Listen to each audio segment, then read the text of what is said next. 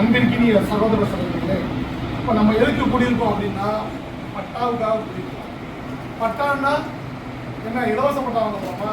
இல்லைம்மா, நம்ம பூர்வீகமாக வாழ்ந்துக்கிட்டு இருந்த வீடு, நம்ம தாத்தா பாட்டி நம்மளுடைய முன்னோர்கள் எல்லாரும் வாழ்ந்த இடத்த நமக்கு என்ன தெரிஞ்சிருக்காங்க, ஏன் பிள்ளைக்கு இதை சீதனமாக கொடுப்போம், ஏன் பேத்திக்கு சீதனமாக கொடுப்போம்னு ஒவ்வொருத்தவங்களும் வாங்கி கொடுத்த இடம் தான் அது.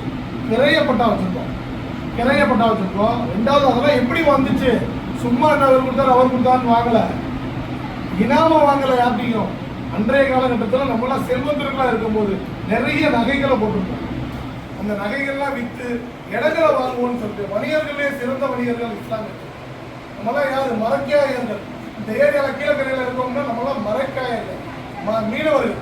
இந்த மீனவர்களுக்கு அது அவ்வளோ விஷயங்கள் இருக்கு. அப்படிப்பட்ட நாம கடலோரத்தில் இருக்கோம்னா நம்மளாம் வீடோட இருப்போம்னு சொல்லி நம்ம என்ன செய்யறோம்? நகைகளை விற்று எல்லா செல்வத்தையும் விற்று நம்ம என்ன செய்யறோம்? முறையா அரசுக்கு பதிவு செய்யறோம். அரசுக்கு பதிவுன்னா சாதாரண பதிவு இல்லை, அரசு முத்திரையோடு பத்திர பதிவு செய்திருக்கோம்.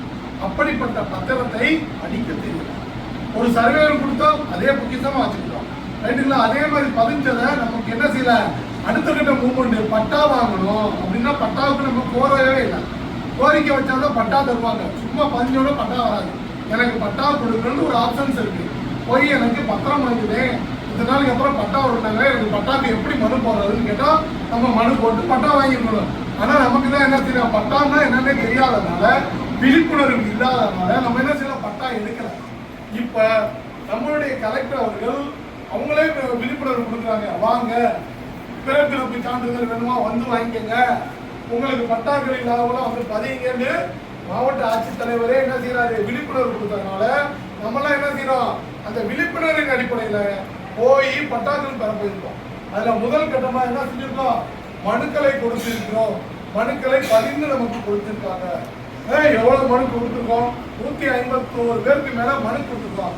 அவற்றை பதிந்து கொடுத்திருக்கிறது தமிழக அரசு. நம்மளுடைய மாவட்ட ஆட்சித்தலைவர் என்ன செஞ்சிருக்காங்க, அவற்றை முறையாக பதிங்கன்னு சொல்லி பதிவு பெற்றதெல்லாம் நம்மகிட்ட இருக்கு. இப்ப யாருக்காவது அதிகாரிகள் போன் பண்ணாங்களாமா, உங்களுக்கு எத்தனை போன் வந்துச்சுங்களா? போன் வந்து உங்கள்கிட்ட கை தூக்குங்க. உங்களுக்கு போன் வந்துருக்குல்ல, சிறப்பு. இப்படி ஒவ்வொருத்தவங்களுக்கும் போன் பண்ணுவாங்க. ரைட்டுங்களா? அந்த போனை நீங்க என்ன செய்யணும், முறையை அட்டன் பண்ணி சார் சொல்லுங்க சார் அப்படிங்கணும். சொல்லுங்க சார் சொல்லி அவங்களுடைய என்ன சொல்றாங்கிறதோ அதை ஃபாலோ பண்ணணும். அரசு என்ன சொல்லுதோ அதை செய்யறது நம்மளுடைய கடமை. அந்த அரசு தான் நாங்கள் இத்தனை மணிக்கு வரோம்னா அத்தனை மணிக்கு வெயிட் பண்ணணும்.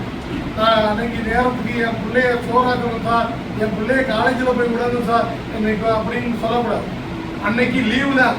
பிள்ளையோ என்ன செய்யணும், சித்தப்பா பிள்ளையோ மகன்டையோ பக்கத்து வீட்டுக்காரோ என்ன செய்யணும், என் பிள்ளைய போய் காலேஜில் சேர்த்துருங்க அப்படின்னு சொல்லி சகோதரிகள் வந்து பக்கத்தில் இருக்கிற அனுப்பிச்சிடணும். எனக்கு இன்னைக்கு சர்வே பண்ண வரேன்னு இருக்காங்க, நான் அதுக்காக வெயிட் பண்றேங்கிற மட்டும்தான் இருக்குமே தவிர அவர்களை அப்படம் வாங்குங்கிற வேலையே வச்சுக்கூடாது. சரியா? ஒரு அதிகாரிகளுக்கு நேரம் கிடைக்கிறது கஷ்டம், அவங்களுக்கு நேரம் கிடைக்கிறது ரொம்ப ரொம்ப கஷ்டம். அவங்க அந்த நேரத்துல தான் நமக்கு என்ன செய்யறாங்க, வர்றாங்க. அவங்களுடைய நேரத்துல உங்களுக்கு சுரேயாவுக்கும் பார்க்கணும், யூசுஃப்க்கும் பார்க்கணும், மீனாட்சிக்கும் பார்க்கணும். அப்ப நம்மளாம் டைம் கொடுக்காம இருந்தா அவங்க மீனாட்சியை பார்த்து என்ன செய்யணும், பட்டா கொடுத்துட்டு போயிடுவாங்க. புரியுங்களா? ஏன்னா நம்ம நீங்க தான் டைம் கொடுக்கல. அப்ப டைம் கொடுக்க தெரியணும், வர்ற காலம் ஒபே பண்ண தெரியணும். யாரோ பேசுறாங்கன்னு பேசிடாதீங்க. அதிகாரிகள் பேசும்போது நல்ல விதமா பேசிக்கங்க. சரிங்களா? இவ்வளவுதான் நம்மளுடைய விழிப்புணர்வு. இந்த விழிப்புணர்வு கொடுக்கிறது நிசா ஃபவுண்டேஷன். ரைட்டுங்களா? இன்னமும் சொல்லிக்கிறோம், நிசா ஃபவுண்டேஷன் விழிப்புணர்வு மட்டும்தான் தரோம். நாங்க பட்டா எடுத்து கொடுக்கல, பட்டா அரசு கொடுக்குறது. நாங்க எங்க பாக்கெட்ல வச்சு பட்டா எடுத்து கொடுக்கல. இந்த பட்டாவுக்காக காசு கொடுத்து காசுகளை கேட்கல. எங்களுடைய எண்ணமே கீழக்கரை முழுவதும் பட்டா எடுக்க வேண்டும், விழிப்புணர்வு பெற வேண்டும். விழிப்புணர்வு தான் பண்றோம். அந்த விழிப்புணர்வு உங்களுக்கு கிடைச்சு நீங்க தான் என்ன செய்ய போறீங்க, அலைய போறீங்க. மனு கொடுக்க வாங்கணும், மனு கொடுத்தாச்சு. இப்ப அதிகாரிகள் கூப்பிடுவாங்க, உங்க இடத்துக்கு வந்து அளக்க வராங்க. நான் என்ன செய்யுங்க, நீங்க அளந்துக்குங்க.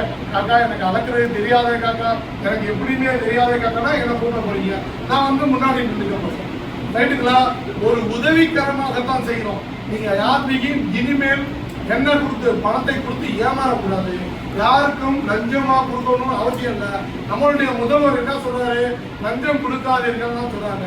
நம்மளும் அதை கடைபிடிக்கிறோம். நம்மளும் கடந்த ஆட்சியிலேயே லஞ்சம் கொடுக்காம தான் பள்ளத்துலையும் பட்டாணியப்ப தருவாலையும் பட்டாக்களை வாங்கி கொடுத்துருக்கோம். நம்ம யாருக்கும் அழகம் வந்தவங்களுக்கோ இதுக்கோ லஞ்சம் கொடுக்கல. நம்மளுடைய கொள்கையை பின்பற்றக்கூடியவர்களால் தமிழக முதல்வர் இருக்கிறதுனால நாம இப்ப என்ன செய்யறோம், அதே தொடர போறோம். அதனால யாரும் படத்தை கொடுத்து ஏமாந்துறவனா யாருக்கும் எந்த படமும் தேவையில்லை. சரிங்களா? அழகா வருவாங்க, கேட்கிற கேள்விக்கு முறையான பதில் சொல்லணும். அதுதான் பட்டா விழிப்புணர்வு. உங்களுக்கு பட்டா விழிப்புணர்வுனா என்ன, யாரிடம் எப்படி பேசுவது, அவங்கள்ட்ட பேசி அவங்களுக்கு ஒபே பண்ணணும். அரசு சொல்லக்கூடியது ஒபே பண்ணி ஏற்றுக்கிறது தான் நம்மளுடைய விழிப்புணர்வு. சரிங்களா? சிறப்பு, நன்றி.